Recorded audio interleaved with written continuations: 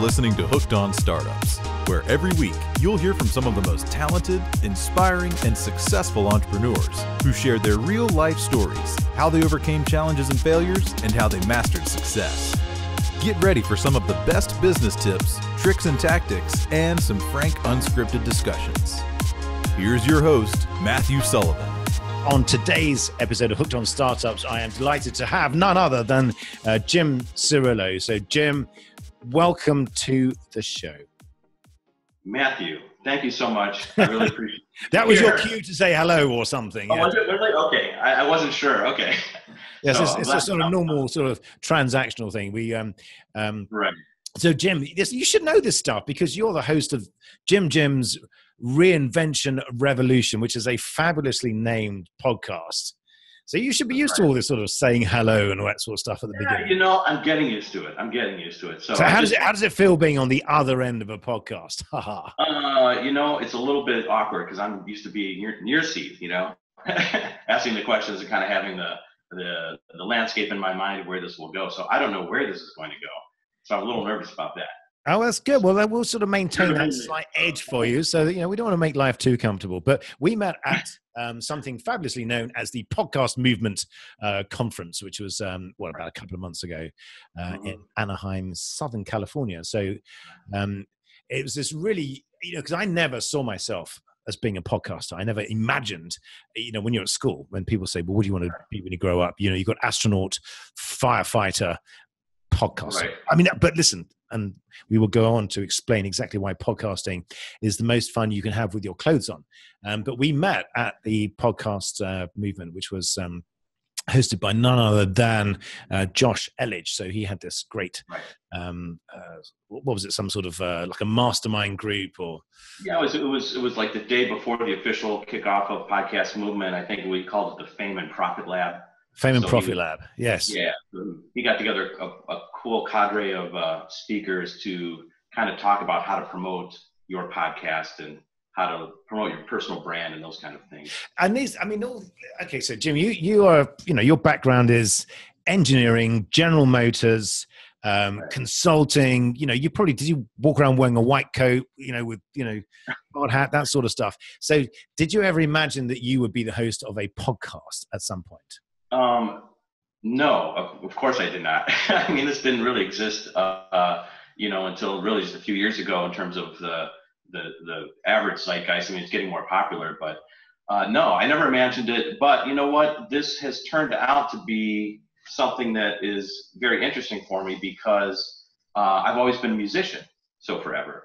So, you know, I play saxophone, I played in bands, and I've led really these separate lives of engineering, hardcore engineering, big corporate scene, working for General Motors. I ended up leaving there after a while, worked for Corning, got into the high-tech world. And, but I've always been a musician all the way along. And like I said, I never thought about getting into podcasting. At one point I thought maybe I'll break away and try some different online things. And that kind of thought process led me to podcasting and it was familiar to me because, you know, I've been in recording studios. I've recorded, you know, tracks and stuff with my horn and different bands and stuff like that. I thought, oh, maybe this is bringing some of my different worlds together of technology, music, recording, sound, and just the other, you know, sort of lifestyle stuff I'm interested in. Well, tell me about the Reinvention Revolution podcast. Okay, so yeah, this goes back a little ways now. So my anniversary of consulting in 2017 was my 10th anniversary of JimJim Group, which is the name I call my consulting business. And so we'll go way back when we won't spend too much time on this, but you know, I left General Motors. I wanted to get in the high tech scene around 98, and I started working in the physical layer of the internet. So I worked for a small fiber optic company and then Corning, and this is when things are really bubbling up, startup mania for the physical layer. And then 9/11 happened, and I was living in Boston. But the physical layer, that's basically the pipes, the wires, and this was at the beginning of fiber optic technology, really, I guess. So this, if you're talking about late 90s. Yeah, right. Sorry, I mean to skip over there for people that are listening that may not understand all that stuff. But you remember, like in the early 90s when the internet started, it was kind of the .com era. So it was like pets.com and all these crazy ideas. Okay, but also we need to talk about modems and things that sort of whistled at you when you connected, and the fact that you had to dial up to someone's local phone number. Exactly. So this was the early days. So you were involved in building all of the sort of internet infrastructure way back before it was famous. Yeah, I guess you could think of it like that. I mean, there was this initial .com era that got everything going, and then people realized, oh my gosh, we need massive bandwidth, like more so than just the phone lines, like the AOL, dialing startup kind of stuff. And so the fiber optic industry was kicked into like high gear, like really high gear. And in advance of this, the state of the industry actually was sort of a small cottage industry of just sort of independent people that were doing optics, maybe as a defense contractor, for example, like they were making optical detectors for some nuanced sensing application, but they had a high-speed optical detector. And now all of a sudden the applications had changed, and they're like, hey, we need this just for bandwidth, massive bandwidth for like long-haul telecom, metro networks, short-haul stuff. And so there was kind of an arms race. I don't know if you're privy to this kind of stuff or remember, but there was an arms race between Corning and JDS Interphase. So it's getting a little nerdy here, but no, two companies that were all of a sudden in a fight to be full service suppliers for the physical layer. So up until this point, for example, Corning only made fiber. They were a material science company that was good with glass, and so they just lucked into being the owner of the fiber optic world, essentially. But now they realized, hey, we got to be a system supplier. We got to supply like erbium doped fiber amplifiers, for example, like something that amplifies the optic signal. We got to supply multiplexers and demultiplexing optic connections so that you can connect, the laser diodes to those connections and all this kind of stuff. So like really soup to nuts that had never existed before. All these, little startup companies had all these little pieces of the pie. So Corning and JDSU were big competitors, and they went on a buying spree of all these companies, component supply companies. So I worked for one of the divisions of Corning, like Lasertron, doesn't exist anymore. But Corning had bought it, so it was Corning Lasertron. And it was a really chaotic time of life being in the high-tech world. And it's probably just the normal life of being in the high-tech world looking back on it. But it was just chaotic, so, new companies were starting, people were getting bought up. And even when you were making money, it was like very stressful, even though you were successful. It was just is that stress coming from the fact that you just don't know, everything's moving so fast? But yeah, but I want to talk about the pace of change, because change is something that is happening. It just seems to be getting faster and faster and faster, and things seem to. Well, I'm glad you bring this up, because this is my point. So, if you can kind of get an idea of what I experienced already in the physical engineering world. Okay, so this was right before 9/11. I was living in Boston. Then 9/11 happened. The tech bubble burst. Everybody got laid off. I ended up moving back to Ohio, where I'm from originally. I got into the lighting business. I thought, it was still had to do with optics, but I wanted to kind of get out of the high-tech scene, and thought, oh, lighting is cool. It's more design-oriented. I'm, sort of a combination of technology, and I like style and design. So I thought, oh, this would be fun. I could still use my optics stuff. But literally, like a year or two into working in the lighting industry, it has now been taken over by Silicon Valley, by solid-state lighting. Okay, so like, no matter where you go, the pace of change is happening. It's like you can't escape this change anymore, And that was another chaotic scene, because it was kind of a startup company. And so I ended up quitting because I was frustrated by the management teams. I've known a lot more with my experience on the coast of how to do a company like that, and these guys weren't that experienced, so it was frustrating for me to be there. So anyways, ended up quitting, and I lucked into consulting. I was sitting home, like just in my underwear one day, and somebody called me and said, hey, we have some questions about fiber optics. Can you help us answer them? Hopefully not on Skype. Yeah, sure. Yeah, well, back then nobody was using Skype like that. I think Skype maybe was probably around, but the video part was not so. Yeah, thank God. Yeah, thank God. You're right. So, so it turned out to be a advanced technology department of one of the local hydraulics companies here. They were working on sensing systems, so it got me into this consulting world.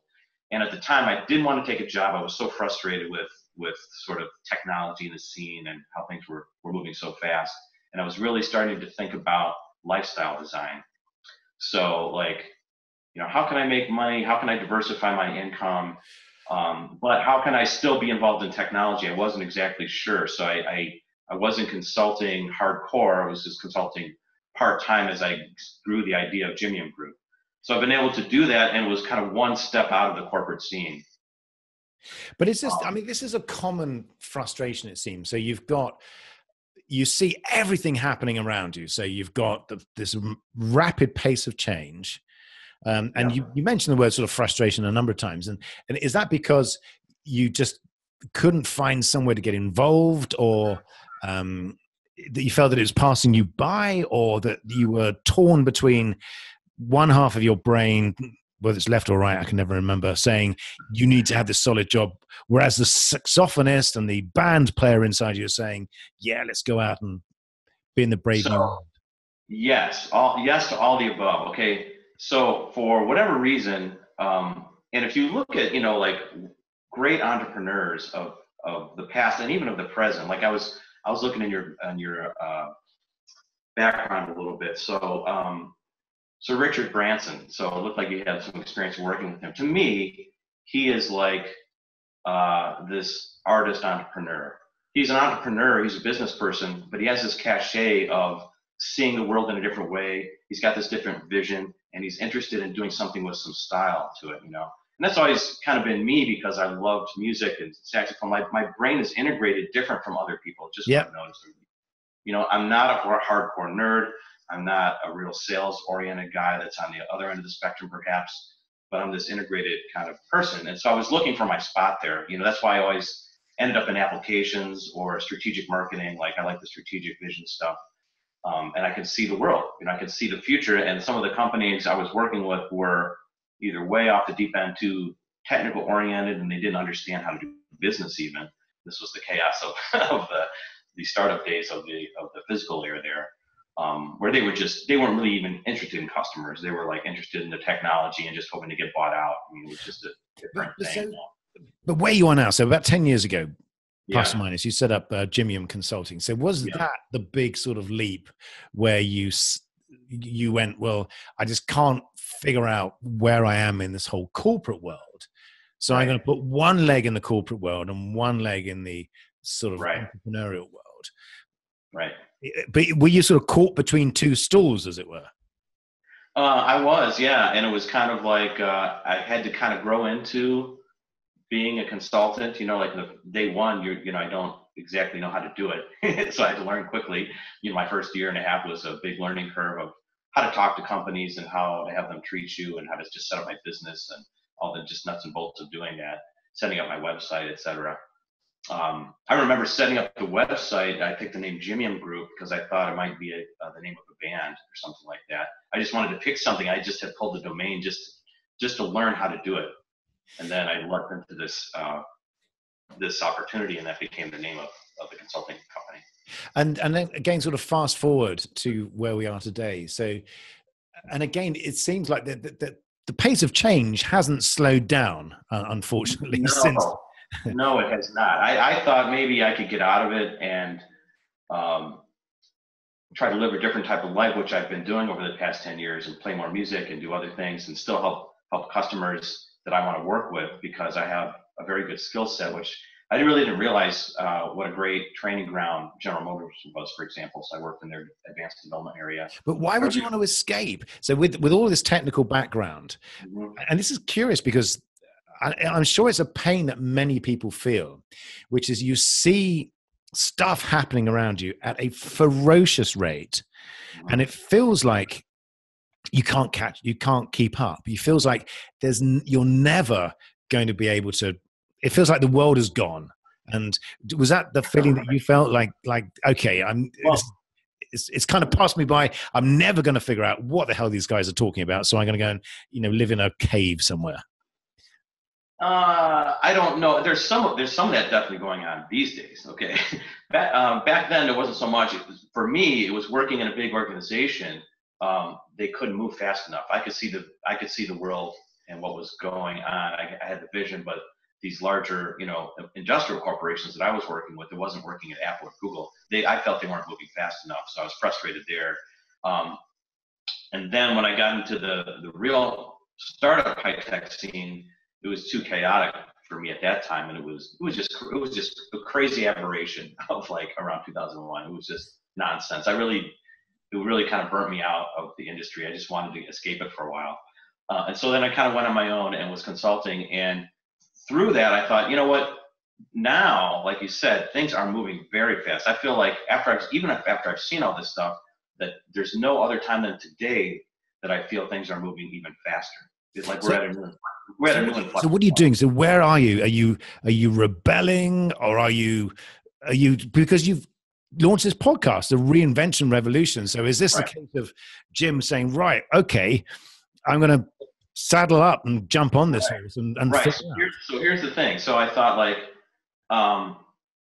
you know what? Things are moving fast. There's so many different types of opportunities now. Okay, this is the thing to me, is that there's different opportunities now because of the maturation in a way of the internet, because of the social networks that have happened, because in the ways you connect and can reach out, that now is the time. So now is the time, more so than any time before, that this whole, entrepreneurship or solopreneurship thing has been unleashed. Okay, and it's really, everybody's talking about it because the opportunities are real.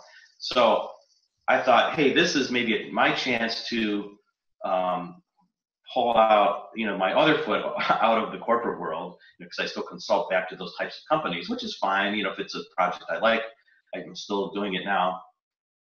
But maybe this is an opportunity to start my own business, be a real entrepreneur, and dig into this new digital world.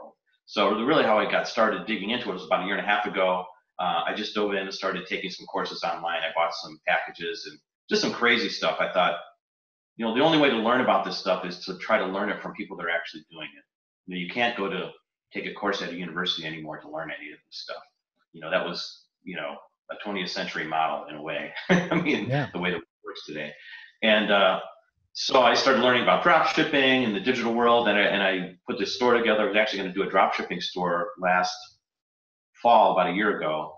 And then I got sick, and someone in my family died. I kind of lost momentum with it. And but I still wanted to keep learning about the digital world, and podcasting is part of that digital world. So it really, and while I was trying to learn all this stuff, it was like brutal for me to learn it, okay? Because even though I'm an engineer, I have a technical background, I have a BS in physics, master's in optics, but learning all this stuff was very difficult for me because I'm not a digital native in this way. But I thought, you know what, I'm going to bear down and try to learn it. And it felt like me, with the vision of seeing things that are happening out there, I realized, wow, in order to take advantage of these opportunities that are open to all of us now, the world is changing and reinventing itself, but I have to reinvent myself along with it. And that was the genesis for JimJim's Reinvention Revolution. It's a revolution, it's changing all these different business models. It's really disruption in a lot of different places. But in order to take advantage of it, order to not get blindsided by it, you really got to change yourself. Well, and again, because what you've done is, you've had this massive challenge where everything, it seems, that you've learned and everything that you've done, and maybe the way you've been brought up, I'm not sure, says, look, it goes against the grain. So in other words, reinventing yourself, getting involved in the digital world is really difficult because there is such a massive learning curve. So what you've done, was there a moment when you thought, okay, I've just got to get into this? What was it that was telling you to do that? Was it money? Was it a desire to learn how this thing works? Was it fear of missing out, or what was it that drove you into this? I think that really the opportunity for lifestyle design for me personally. So I'm a musician. I think if anybody out there is listening who's a musician, their whole dream is just to play music with their buddies all day long, and that's all they want to do. Because like once you get to a certain level as a musician, it's fun, and that's really everybody's dream. But it may or may not be realistic in terms of making money, surviving, and living a fuller life if you want to do other things, see the world, etc.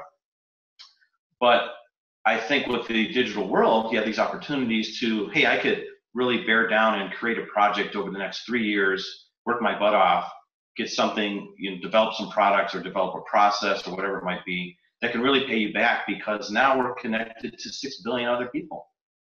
But so in a short term, you can really design the lifestyle that you would like to live, and then you can go on to do other projects or do a more project-based lifestyle where, I'm going to work and bear down for 6 months, and I'm going to go travel for 6 months. So that's the headline. Yeah. What's the reality? What's the reality? Well, I'm working on it. So what's cool about it is the podcast has been awesome. I met great people through it, like yourself. So thanks again for having me on. And I've been able to make connections and dig into projects or start to look at technologies that on my own terms now, where they're not for specific clients, where it's like, if I want to go learn about, cryptocurrency, for example, I can dig into it and I can find someone and talk to them about it. It's really enabling me to find more people that are in my tribe that think like me.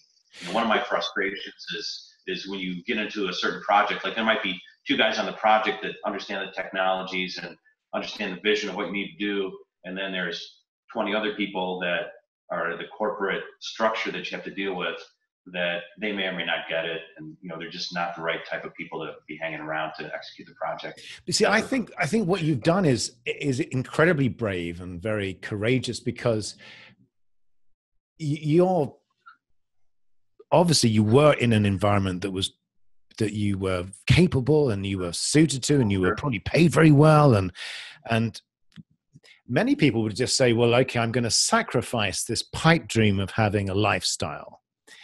And I'm going to go along with that, and I'm just going to end up being resentful, and and on my gravestone it will say, I wish I'd spent more time in the office.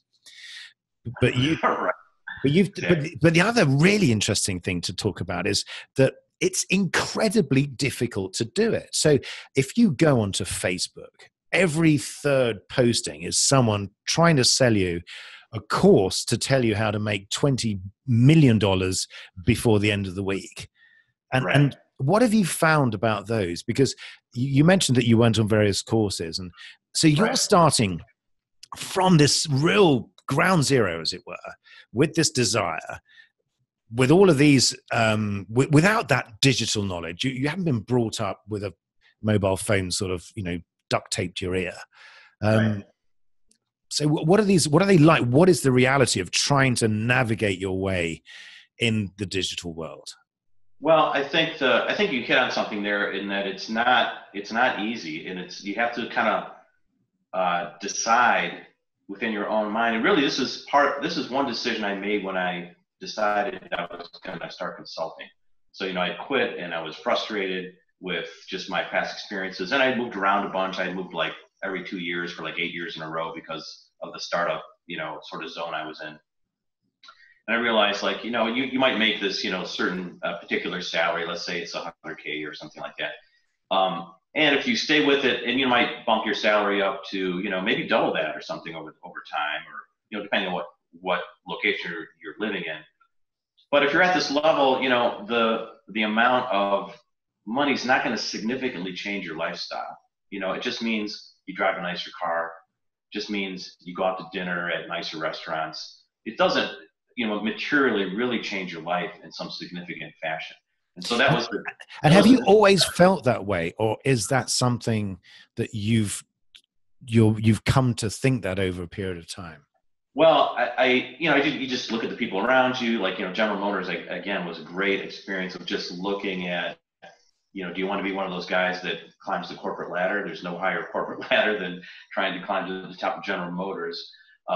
And you see the lifestyle that provides, and you see like, oh, so I can have a house that looks like that. And, oh, that guy's got a boat, and, it's interesting. But you do see the trade-off of their life. They spend a lot of time in the office, and their whole life is built around the company, and they have to go to company functions. And, this is just how it works if you're going to climb that ladder. There's no like downtime when you're a VP. When you're working for a big company like that, all your weekends you're doing some kind of social thing and that kind of stuff. So it was like, but it's not an escape.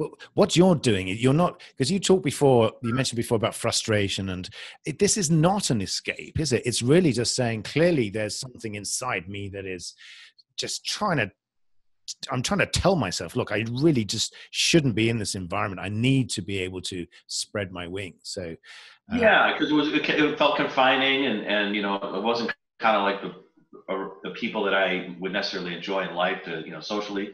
And I kind of made this decision, like, hey, I think I could do this consulting. I think there's something else out there. I think I could maybe do something on my own if I spent time on my investments and understanding kind of the financial world better, rather than like, well, I made a lot of money, but I had no idea what to do with it, and I didn't really invest over the years because I never had time to think about it, and I gave it to somebody else to invest, and maybe that's not the best idea, or maybe it is a good idea. I don't know, but I just took some time to think. I made some space in my life to think about it, and so I've been able to get a handle on my finances and investing. That keeps me going. I've just kind of gotten different revenue streams together. I've got rental properties and other things going on.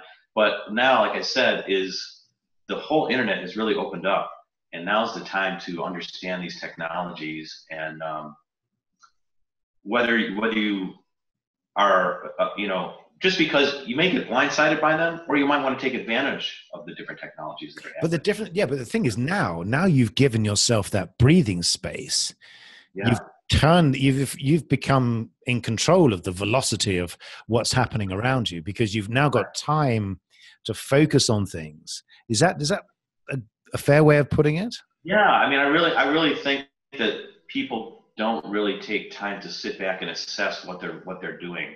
You can react a lot, and people just live their whole life in reaction mode, where it's like, oh my God, I have to do this because my boss said so, or I got laid off, I better find another job. It's just a continual reaction versus sitting back and thinking about, wait a second, looking at the chessboard and thinking about what moves can I make, trying to look at the destination and reverse engineer how you might get there, how you might get to a different destination, or somewhere where you really want to go. Well, that's the engineer. That's the engineer in you speaking. So now we have the saxophone player. Right. Versus like, trying to just go along with what society expects of you or thinks of you. I mean, that's why. My point, though, is that there's a point where you've got to leap in, surely. Is that?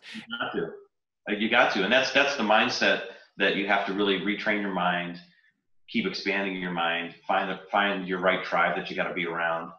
That's why I like the startup world, because those people are not afraid to jump in. They're being creative. To me, I think there's this real connection between artist and entrepreneur. So like, even the music business, people that are really successful in the music industry, for example, yes, they're great musicians individually, but they're great marketers. They understand business. It is this, and when you're an artist level, by definition, almost you're an entrepreneur. Is that is creativity the thread that sort of connects all of those skills that you just mentioned? Yeah, I think it is for me. Yeah. I mean, to me, there's nothing more frustrating than, someone who's just locked into just one zone of thinking or one experience in life. And maybe it's a reaction to my parents, or how life used to be. My dad had one job his whole life. Look, you're not alone. it's not, that seems a little crazy to me, It's not I don't think it's a reaction, because you're not rebelling. So it's a revolution. It's not a rebellion. Right. And there is a difference, I think. Yeah, I think so. But the other thing I want to talk about is disruption, because disruption is a very positive word in some respects, and someone I can't remember who it was I was talking to, but they were saying that there's disruption with an I, and then there's disruption with a Y, as in dysfunctional disruption. Oh, okay. Yeah, that's interesting. Right. And I've just come back I spent 2 days at the BlockCon conference in Santa Monica last week, which was this blockchain conference. Right. And, I can tell you, for me, you just know, you have this feeling that you've got to get involved. But as you were saying earlier, it is this momentous task to try and figure out, what these things, what people are saying, because it's a foreign language written backwards, upside down, inside out. I felt like I turned up at some sort of, convention where literally I couldn't figure out what anyone was saying, but I was busy. I was nodding a lot and going, yes, that's interesting. Yeah, all right. I mean, now, Why did you go? It's really because I knew that I had to go, because there is so much happening in this space. And I don't think it is fear of missing out. As I was saying just now, it's faint signals from the future. It feels like the internet back in the late 90s, when we were just at this cusp, and there were some people saying it's never going to catch on. It's just a bunch of guys playing with computers. And, Amazon.com, they're a disaster waiting to happen. They don't even make a profit. And you just know, hang on, there's something there. And what I found, and I've been really looking into blockchain and cryptocurrencies for months and months now. So it's not quite as bad as it was, as I made it out to be. But you just know that it's almost like a religion. So there is so much confidence and support from people within the blockchain community, where there's so much sharing and collaboration, which is seismically different to what's happening in the traditional centralized world, where you sort of keep everything very close to your chest.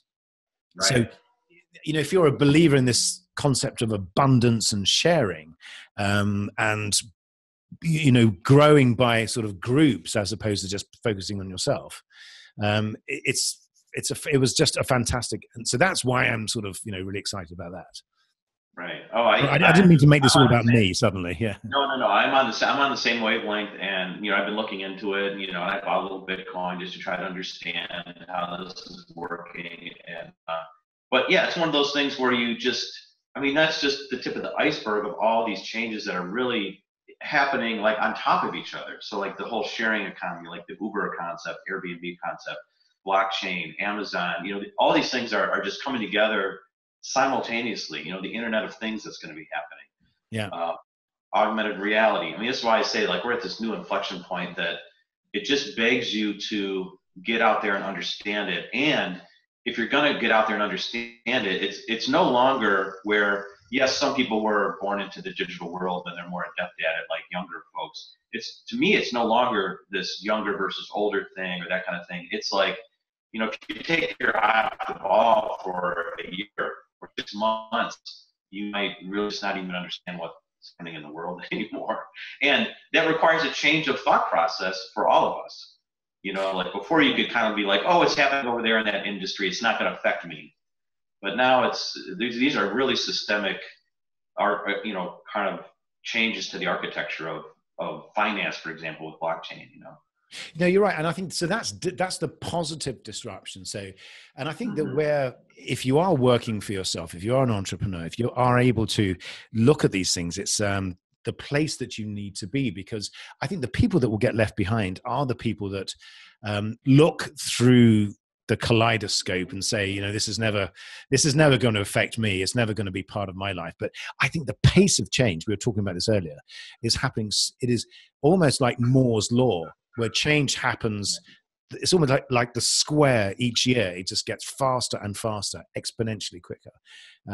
And for example, the amount of money that's been raised through ICOs this year is billions of dollars, which exceeds the amount of money that's been raised through the VC market, which is, unheard of. So, yeah, I was just reading an article about that this might be kind of the new way for venture capital or to fund new technology-based startups, is with cryptocurrency versus just the traditional VC. I just don't think anybody knows, but I just know that it's just happening incredibly quickly. So, and then just coming back to your podcast, so to be able to get into this digital world, was the podcast the way in? Was that the bridge between the sort of the non-digital world and the digital world, the human and the digital? Yeah, for me, it was. I realized when I started really kind of researching e-commerce, drop shipping, things you can do online. There's just a number of them, like fulfillment by Amazon type of stuff, like ebooks, Kindle publishing. There's just a laundry list of stuff that you can get into, blogging. I realized, wow, this is really happening. There's people really recreating their lives, really coming from, I met this one guy, he told me, he's like, yeah, I was just driving a forklift at Walmart, and he started some dropshipping stores, and now he's like this dropshipping guru, making millions of dollars, and it's like, what? Like this seemed fanciful, like just a few years ago. Now it's common. Yeah, but It's it is. common. But as you were saying, And so, it's not easy though. I so mean, the that's the impetus. thing, it does Oh take. no, it's not easy. You need to take action. You need to learn. You need to train yourself. But I just got so turned on by all the stuff that's really happening and people's stories of transformation and how they're reinventing themselves, realizing I needed to reinvent myself.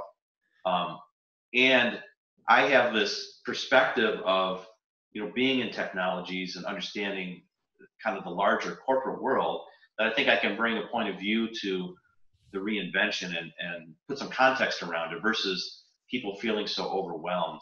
Because if you're trying to do something new, you might be just completely overwhelmed with, where do I go? What do I do? What do I do first?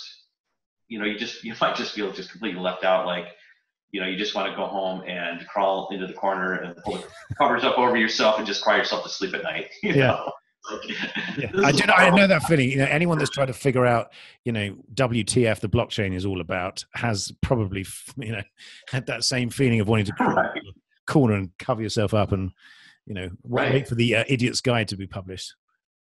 Right. And it's a natural reaction, and I try to fight it within myself. Like people think like, and this is how it always happens. It happens like something just comes on the scene that people completely dismiss. So like, people for years have completely dismissed social media, for example, like Facebook, Snapchat, all these things. They think it's for kids, it's for junior high people, or it's for weirdos or whatever it's for, But like Facebook, for example, I mean, they're going to take over the whole media industry. Yeah. Like if you're not, the live video, broadcasting with Facebook, for example, if you're a network out there like NBC, ABC, and all these kind of guys, like, why is anyone going to advertise on your network when Facebook can broadcast it and you can advertise on Facebook and actually know who you're talking to? I know. Demographic. And again, it's just like, it's a major shift that like people are just thinking like, oh, it's just social media. No, it's not. This is the landscape of the world is changing. It's just how I look at it. And so in terms of advice, what advice there's two questions here. The first piece of advice, first question is, what's the best piece of advice that anyone has given you about about embracing disruption? Advice. That's interesting. I think what I've gotten out of a lot of the online courses, which is very interesting, which I wouldn't have. You got to keep. I've always had kind of an open mind, and I think really music has helped me do that. Just keep my mind open and looking at. I'm a scientist at heart, so I like to problem solve and analyze things, and that kind of forces you to keep an open mind. You can't assume that this is right. You want to figure out really how things work. Is there one? What I mean though, sorry to interrupt. Is there one piece of advice that someone's given you? Yeah. That you really sort of, to take action. Is to take action. Yeah. Is to I just when I first heard it, I just underappreciated it. Like, well, yeah, I know I have to do something. Sure, I have to know I have to put in the work, or if I want to learn something, or whatever, or not be intimidated by new technologies. But taking the action to go learn about them, go experience them, go figure out what it actually is. Because your natural reaction is, I don't even appreciate it's something I should learn about, or I'm pissed about it, or this sucks, I like the way it used to be. You know what I mean? You got to take action and see what the real value is. Then you can make a decision whether you want to be involved in it or not. And I guess how you should react to it. I guess because you can't learn to play the saxophone by reading a book. No, you got to experience these things. Because you're going to get disrupted. Things are going to change, and you have to decide how you react to it. And the only way you can understand what the proper reaction should be for you is if you figure it out. What does this mean for me? I have to experience it somehow. I have to try some of this stuff. You just got to keep trying and dabbling to see like, oh, this might be something I actually just love. But your initial reaction might be you're scared of it or something, And your objective was to take control of your lifestyle, to no longer, have to write that report for 9:00 on Monday morning. Or is it working? Does it work? So going through all the pain and the disruption and the learning at the end of it, is it all it's cracked out to be? I'll let you know when I get there, man.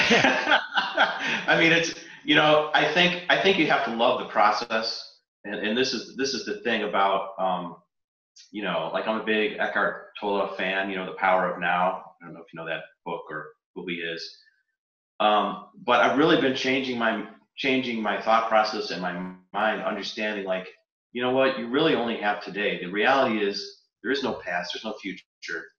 We only have the present, and so you got to design your life around things that you really enjoy, around the process of building something. You can't wait until you have this $1 million in the bank to be happy or to think you're successful. You got to do it now.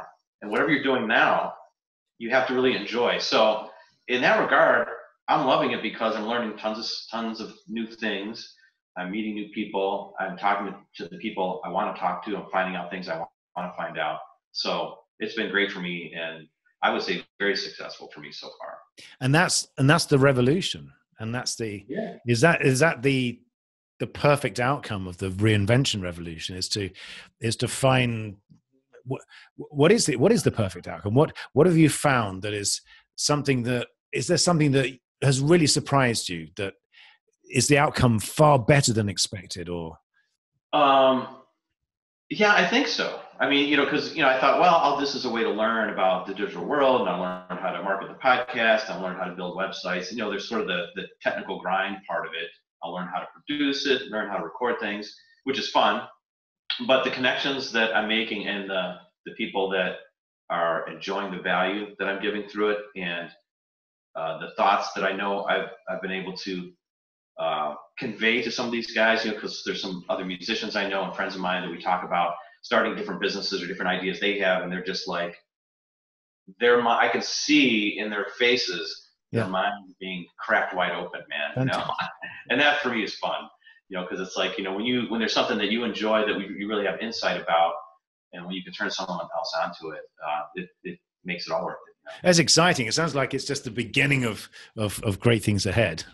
Yeah, I really feel that it is, because there's tons of things that I'm seeing now that I've been doing it, avenues that can really be fun to keep creating. So for me, it's I get to stroke that creative part of me that's been dormant sometimes when I'm just doing an engineering project or project management stuff.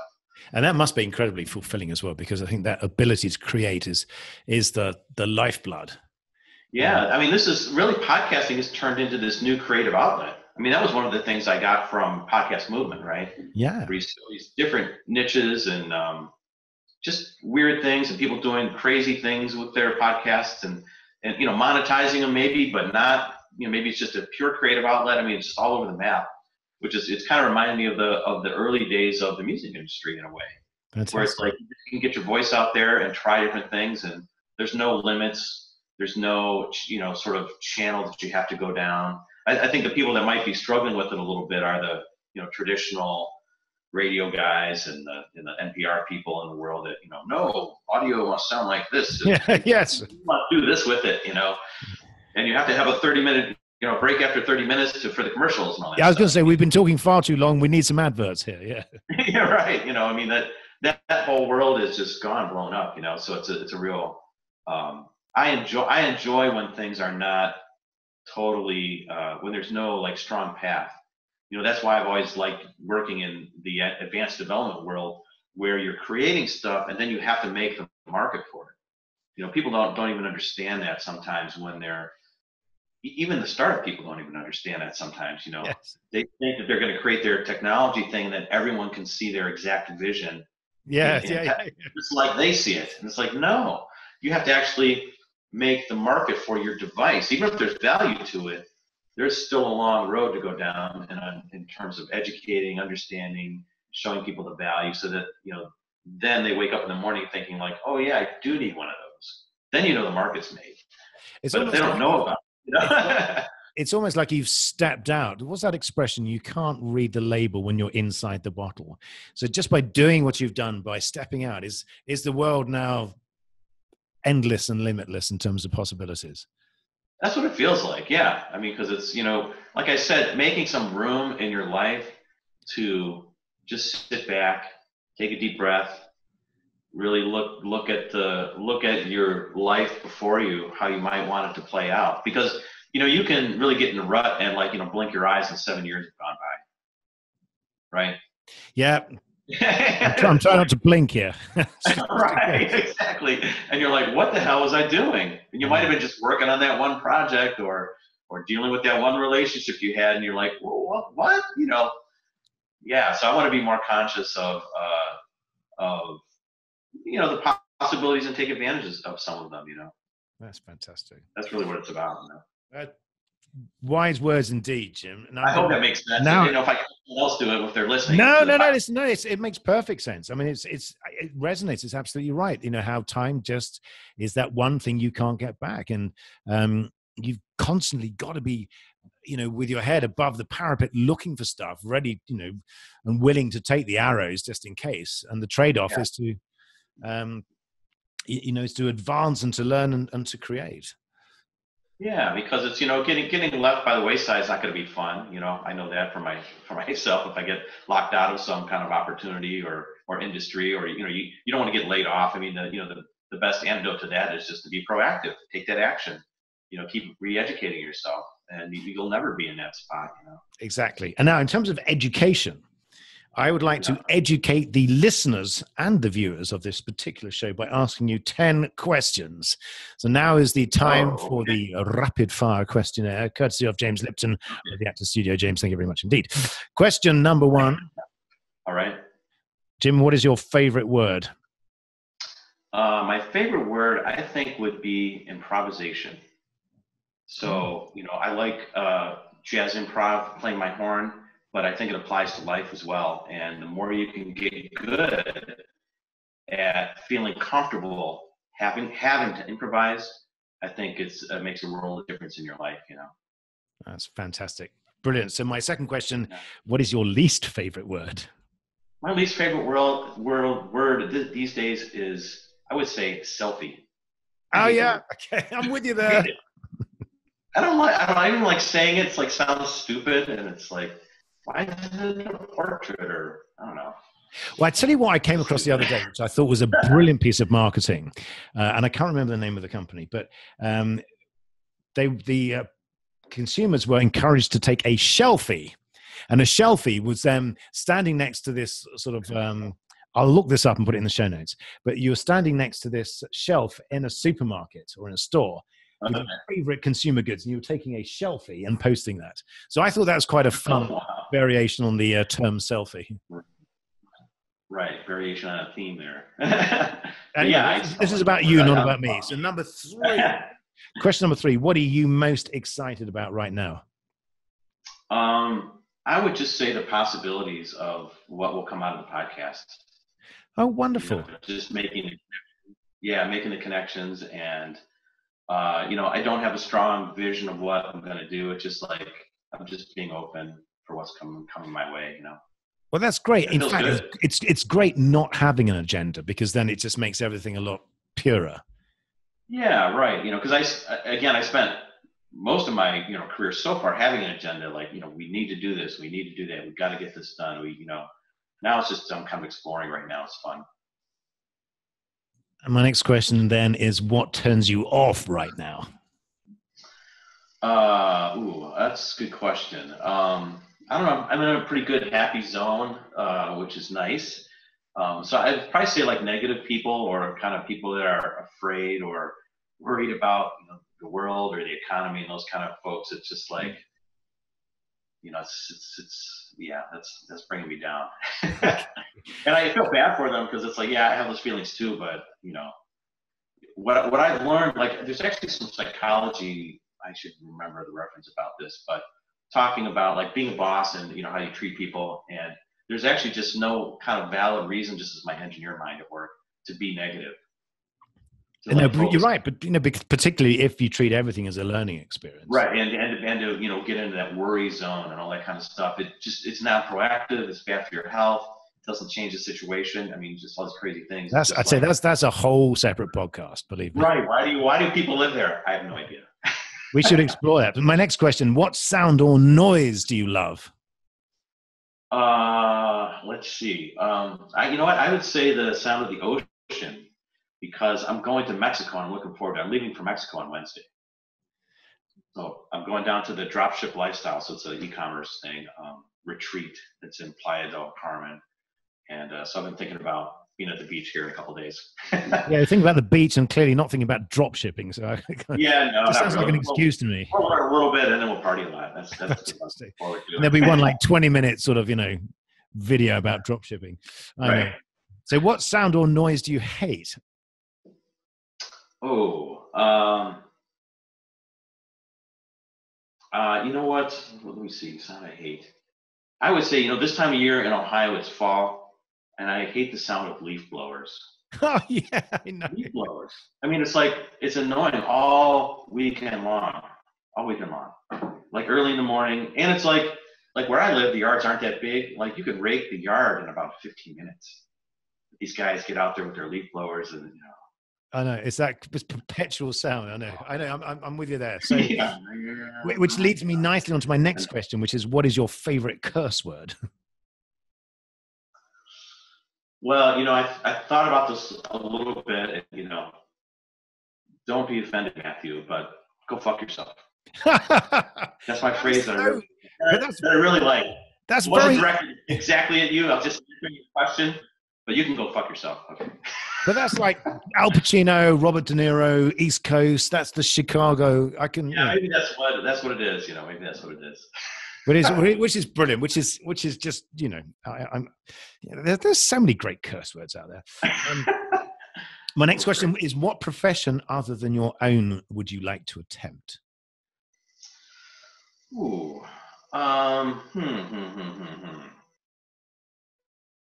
what I'd like to attempt. I thought about this a little bit. After all these years of being involved in music, I've never really sang much. I've been in bands where I sing backups. Wow. But I think I'd like to try to sing lead and develop my voice. I had enough time and energy to do it. I think it'll be fun. Right. My next question is: what profession would you not like to attempt? I would say anything that has too much blood around it. So like not being a surgeon or something like that. It just messy. Never been for me. Yeah, it's messy. So human engineering off the if it was like biology or chemistry, that would be okay. But if you're getting into the blood and gut stuff, like orthopedic surgeon, that's not for me. I don't want to get a saw through bone or something. Yeah, okay.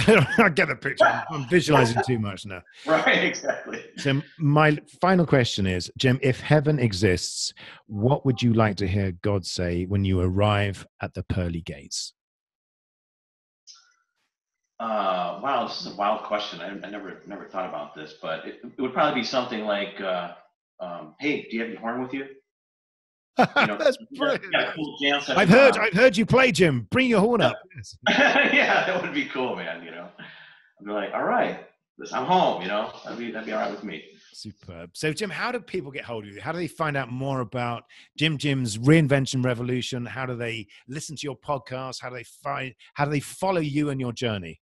Okay, well, I have a website that goes with it, so it's just like it sounds. JimJim's without an apostrophe. It's just JimJim's reinventionrevolution.com. So you can go to the website.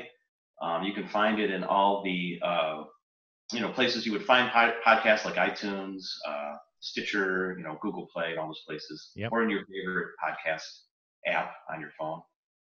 So yeah, that's the best place to get a hold of me. Which is brilliant. And I've listened to your shows, and they are insightful, they're funny, they're brilliant. So I would recommend everyone should just get on and subscribe to JimJim's Revolution. Let me see if I can get there. JimJim's Reinvention Revolution. I'm even reinventing the title for you there. Such is the power of your reinventionism. Right. But Jim, it's been a pleasure having you on. Thank you so much for being on Hooked on Startups, and look forward to speaking to you soon, following your progress, and listening to your podcast. Oh, absolutely. Thank you so much, Matthew, for having me on. And I'll talk to you soon. At some point when I get back from all my travels and stuff, we'll get back connected, and I'd love to have you on the podcast as well. So that'd be great. Thanks again, Jim.